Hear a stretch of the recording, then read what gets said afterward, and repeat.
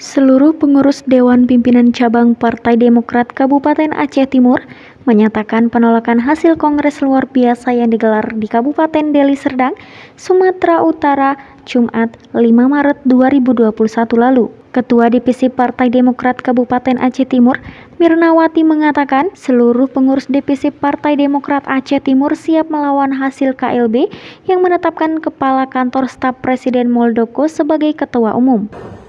Kami, Dewan Pimpinan Cabang Partai Demokrat Kabupaten Aceh Timur, beserta seluruh DPAC, menyatakan dengan ini bahwa pengurus Dewan Pimpinan Cabang Partai Demokrat Aceh Timur menolak dengan tegas KLB Deli Serdang yang dilakukan secara ilegal. Tetap setia kepada kepemimpinan Bapak Ketua Umum Agus Harimurti Yudhoyono. Hasil Kongres kelima tahun 2020 yang lalu. Partai Demokrat yang sudah disahkan secara resmi oleh Kemenkumham. Pernyataan ini bersifat final dan mengikat. Demokrat siap, siap, siap. AHE Siap, siap, siap. KLB Tolak, tolak, tolak. KLB Deli Serdang Dan